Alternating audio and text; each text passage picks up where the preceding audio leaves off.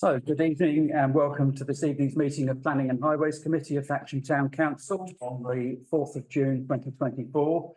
And this meeting is being recorded for publication on the Thatcham Town Council YouTube channel. So, turning to the agenda item 1, Madam Clerk, any apologies? None received, Chairman. Are there any declarations of interest relevant to the agenda items? Nobody seeking the floor, so we turn to agenda item 3, the minutes. So to take as read and confirm as accurate the minutes of the meeting held on this 7th of May 2024. So I'll propose that from the chair. Do we have a seconder? I think Councillor McCann was slightly quicker. So all those in favour of approving, thank you. That is confirmed.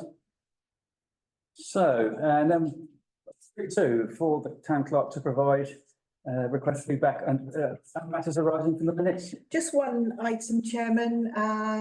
Members may recall the discussion about the footpath at Beverley Close. Just to say that James is in communication with West Berkshire Council and will report back when we have more information. That's on the planning aspect, the planning condition. Yes, that's correct. Yes. Right, thank you.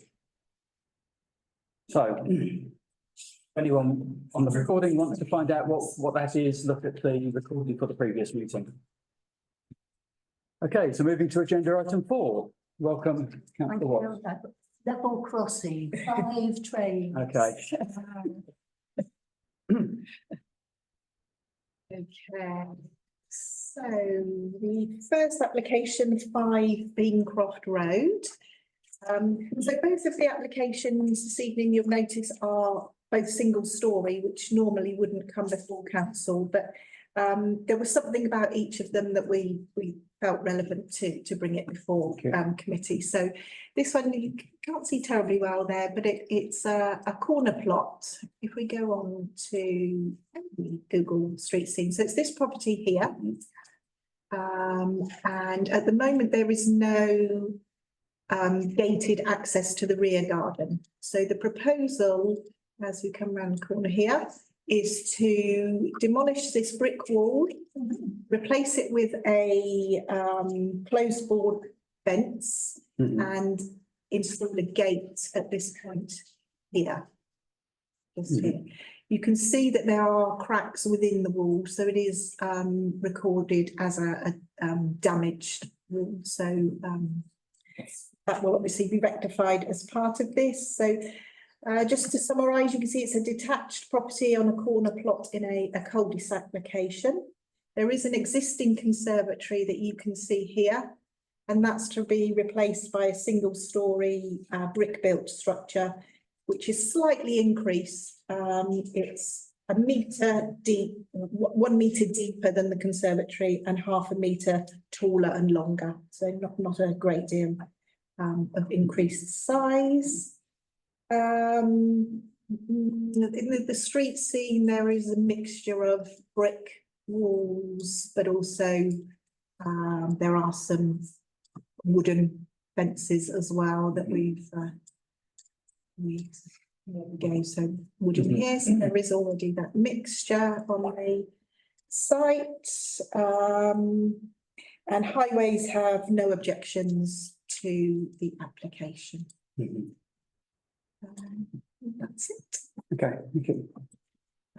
We have got, you can see here, they're obviously hand-drawn, so not the best of plans, but there's also one that this is the fence. And the gate. Glad they cleared that up.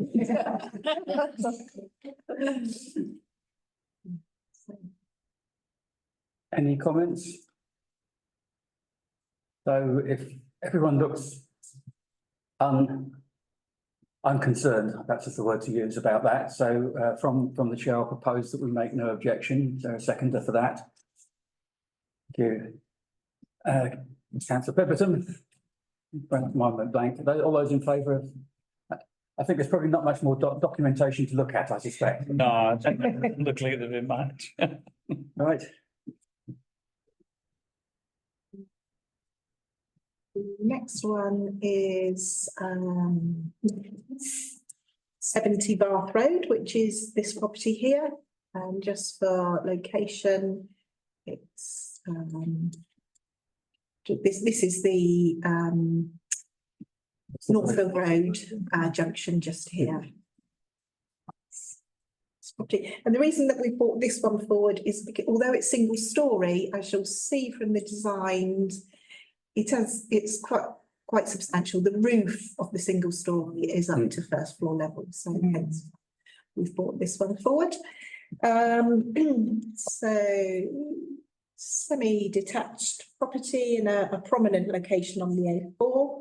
There is quite a mix of property styles in the area, although these are obviously all matching, but all around is quite a varied mix of styles. Single story side extension to provide a study and bathroom. Relocating the current first floor bathroom to the ground floor and converting what is currently the bathroom on the first floor into an additional bedroom. So it's currently a 3-bed, will increase to a 4-bed. There's no impact on existing parking, which is for 3 vehicles. The pitched roof of the proposed extensions to meet the soffit of the existing roof, but it does follow the roof line, as you can see there, which is worth pointing out. And materials are to match the existing property, and again, Highways have raised no objection. Any concerns? See There's nobody. not a blocking light on No. it. Better drawings than the last one. Okay, so given the lack of concerns, I'll immediately propose from the chair that we make no objection to this one as well. Do I have a second? I'll second. Thank you, Councillor Watts. All those in favour of making no objections? Thank you. That is unanimous. So moving on to, is any objections on the other one? Nothing on that one, Chairman. Right, okay.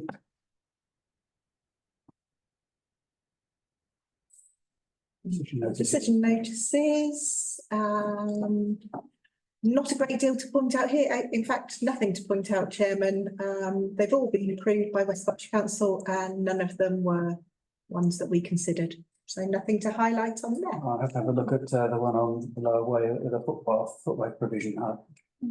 But not for the meeting, but thank you for drawing my attention to it. 325, okay. So, thank you. So we move on to the West Berkshire Local Plan review. And today was day 6. So we had the first week was legal and procedural matters, where we raised a number of procedural matters. The second week was 2 days of North East Thatcham, followed by 1 day, half a day on Sandalford and half a day on something else. I can't remember what.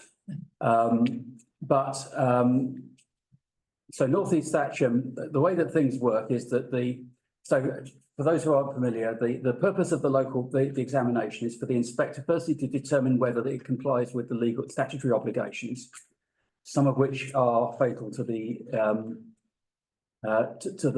local plan examination, some of which can be remedied.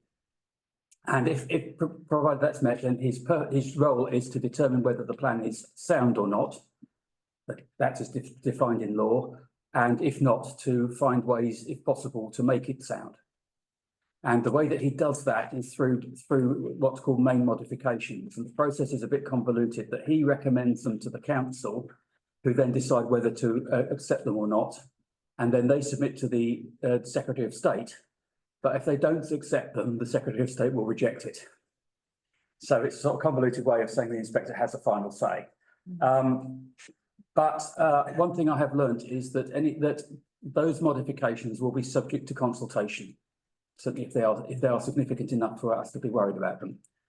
And those main modifications, there are basically 2 types. There are the ones that the council has so the inspector has gone through a process of asking questions about the plan initially to the council, then to all interested parties. And the council has already proposed in response to those questions a number of main modifications which the inspector has considered. And in the document that he sent out after the North East Thatcham, he has himself proposed some main modifications to the council. And some of them are fairly technical and procedural, but there are a couple of things that are significant. So firstly, the Birdwood surgery attended the meeting, and they said that there is insufficient capacity in the surgeries in Thatcham to accommodate any significant development, and they expressed an interest in relocating to the site into a larger surgery. And there's a document proposed by the Integrated Health Board, which has a main modification, which the council has accepted, which effectively makes it far clearer that the primary healthcare has to be considered and it has to be scheduled with the development. You can't build it at the end to satisfy people who arrive at the beginning. And the second issue, similar issue, was over education, because Kennet School is at absolutely full capacity. And the inspector has requested what's called a statement of common ground from the developer and West Berkshire Council about how that education will be provided. And it's possible that the Equinox Trust will be involved in that as well, particularly as it appears that the only way to generate the capacity that the site will need of secondary education is an annex to Kennet School rather than a new secondary school. Even 2,500 houses is insufficient to generate to support a viable secondary school. Yep.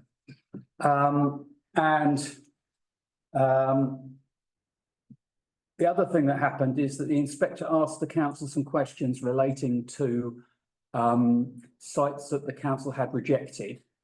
And it appears from what he said that the reason for this is they rejected them not because they weren't suitable, but because they didn't fit into their strategy. And the reason he's doing this is if he finds that the current allocations are insufficient, he's looking at how he can remedy that by looking at new allocations.